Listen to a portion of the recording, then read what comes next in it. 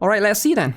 Because I know there's a lot of people that didn't like Girls Frontline 2 right now. There's a lot of recent drama.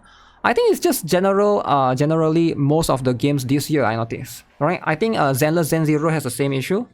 They did a beta and then stuff. And then Wuthering has the same issue. Beta going on right now, but there's a lot of drama surrounding it, I guess. I guess the hype can be overhyped sometimes. It could be overhyped sometimes, right? When a game has too much hype, players tend to get let down.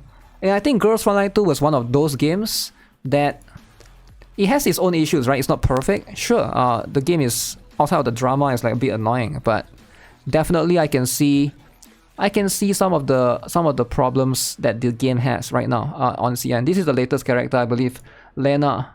So the previous one was Centaur Rousey, and then the previous one was Diane, which is the NTR drama where it happens. So let's talk about this then. So why are people upset about Mica as a whole? Because as far as I know, this is specifically for CN, right? I'm not sure global players care about it as much. So what's really going on with Girls Frontline 2 and what now appears to be a war on Mica as a whole? I think people that like Girls Frontline, the first one, still likes the first one, right?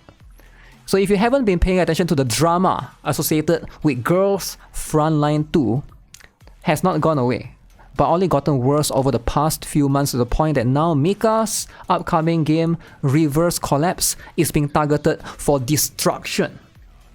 The GB game that we talked about the other day, right? So I hope that game did well or is going to do well because that is going to be the Steam page has been flooded with CN players in the discussions trying to get people to not buy it. And there's an open talk on BiliBili and other Chinese sites organizing a large campaign to buy Reverse Collapse when it releases, negatively review it, and then refund. Holy moly, that is like a... Why do they hate so much? You can go check out the discussions on Steam now to see what I'm talking about. Plus, also just read through some of the latest review bombing on BiliBili for Girls Frontline 2.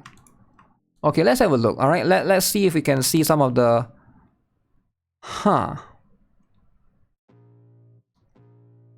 So these are some of the discussions. So let me see if I can zoom in. How much do the Chinese get paid for this? Don't play this game. I wish they bring back ammo management. Will Raymond's wife be in this game? Nanking Kani Maxing. Wow. To all haters, most of the players only care about one thing. The makers of this game do not treat their players as human beings. You are the one that's not human. Get banned. If anything, it's self-insert retards who are treated as subhumans. Grow up. Very organic amount of conversations to pop up now, huh? Stay as blasted. What is blood yapping about? Source of this is complete BS. The makers of the game don't treat players as human beings. Because they treat you as you're getting cucked in NTR. I see. So that's where the drama is still going on. Alright? In addition, the war on Girls Frontline 2 has only gotten larger and larger, with many completely dedicated to the destruction of the game and the destruction of Mica as a whole. Mica shall never succeed. Alright? So what do you guys think? Do you guys think this is too much? There's no fan art being made for the game because in CN, the artists fear of being attacked and players who have been openly positive about the game have been doxxed and harassed. Never say good things about any Mica games. Neural Cloud, Girls Frontline 1, Girls Frontline 2, Reverse Collapse. Never say that you're playing those games. Never say anything positive about those games, or else you're gonna get doxxed and harassed. As a result, the revenue has plummeted, with things just getting worse. Any attempts to apologize or improve things from Mica only seem to get met with more anger, and almost daily people finding new things to get mad about. Wow. Wow. If you take time to look through the GFL2 drama threads here on Reddit, you will see a lot of posts that seem to be from CN people defending the drama or trying to normalize and push their agenda. As a matter of fact, you can see them in the comment section of these posts already. I've seen the same too on ENJO, GFL, YouTube drama, videos, comments. Sheer volume is pretty incredible, which all seem to be anti-Mica sentiment. One thing I found really interesting is how many of these angry players do not seem to know much about Girls Frontline. So they are not a dedicated Girls Frontline 1 player. They are now mad about another male character, Deer, who was in Girls Frontline 1 for years, with nobody being upset. So why are they so upset now?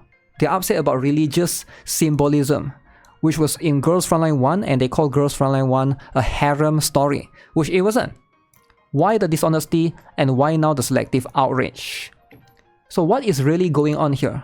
Is it really angry players, or is it a black PR campaign of immense proportions? Interestingly, before the Raymond drama took off, this is for Girls Frontline 2. It seems they were already trying to make Girls Frontline 2 a target, with the Mica is buying fake reviews for Girls Frontline 2 drama. But this didn't go anywhere, it didn't take off. So the next one was the Raymond NTR drama, which did take off. So saying all of this is because of the NTR drama with Raymond doesn't seem honest. They were already trying to cancel Girls Frontline 2 even before that. This situation is not going to go away. Girls Frontline 2 was massively hyped on this subreddit last year.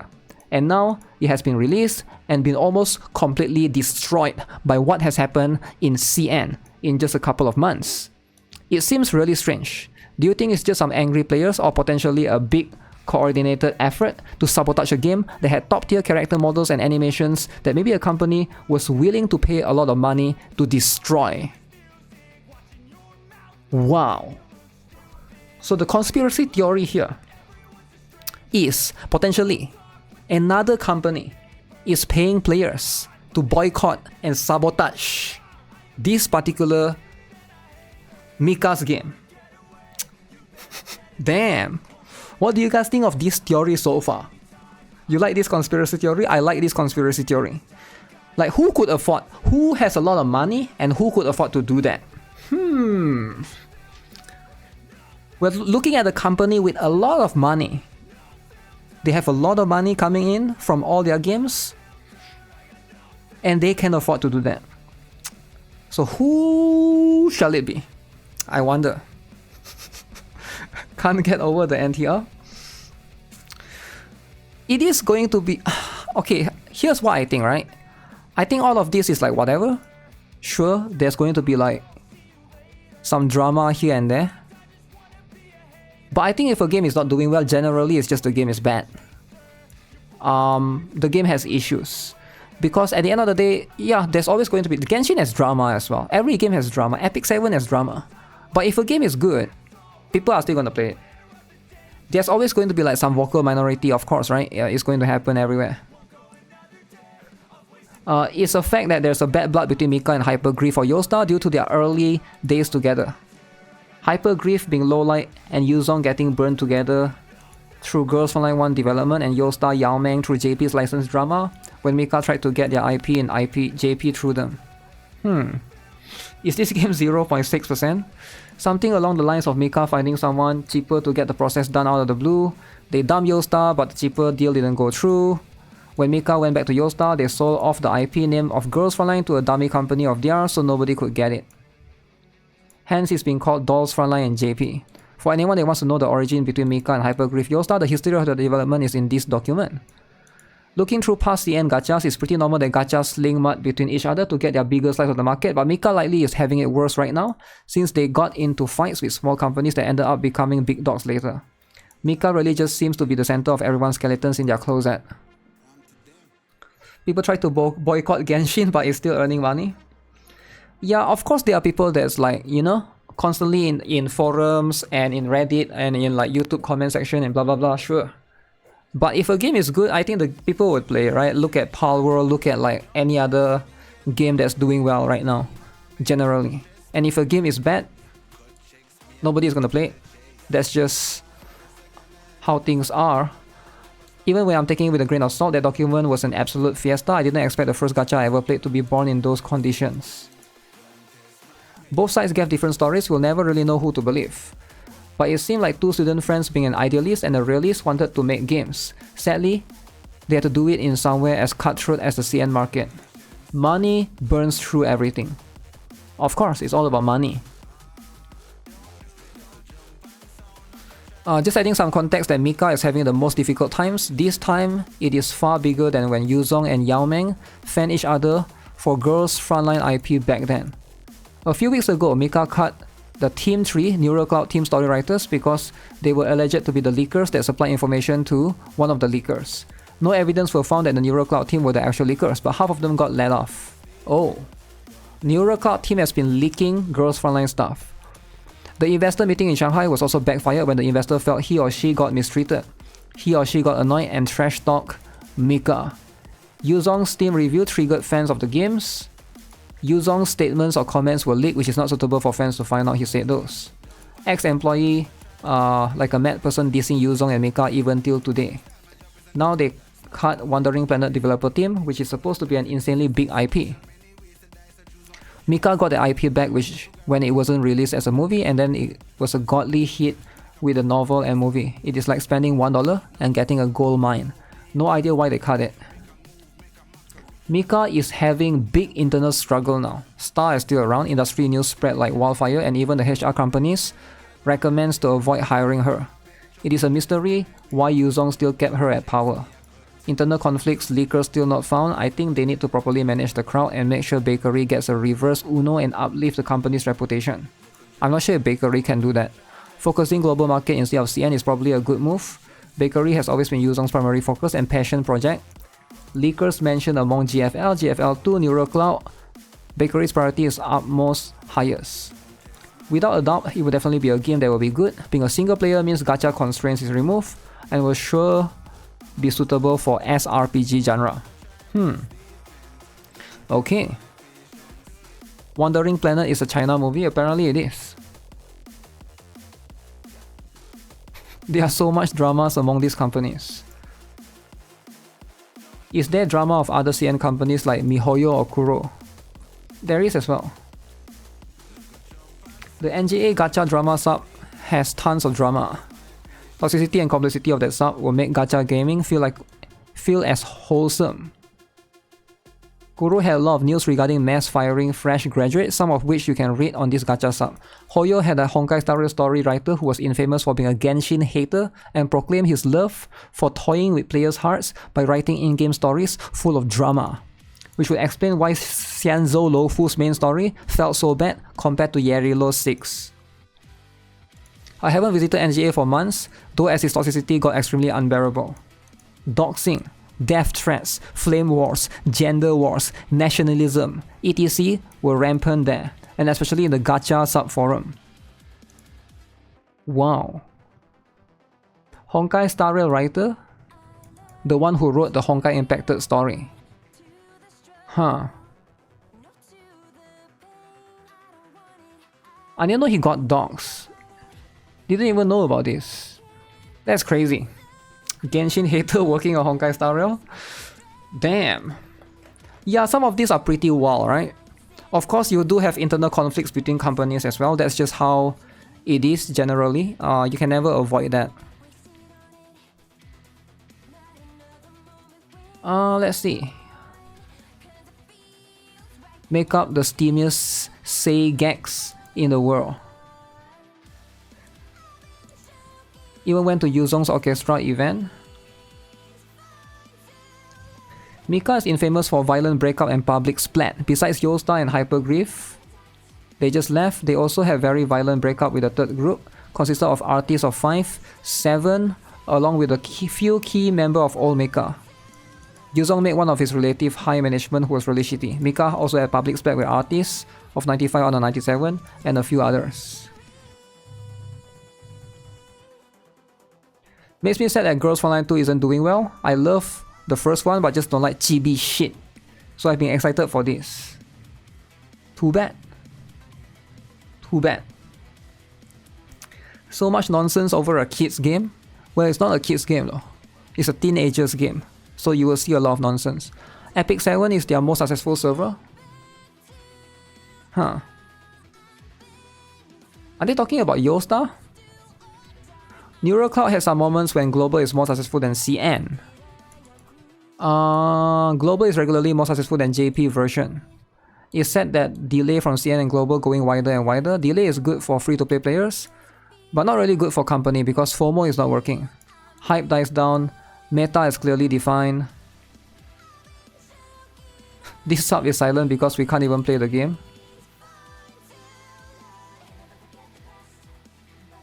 Girls Frontline existed.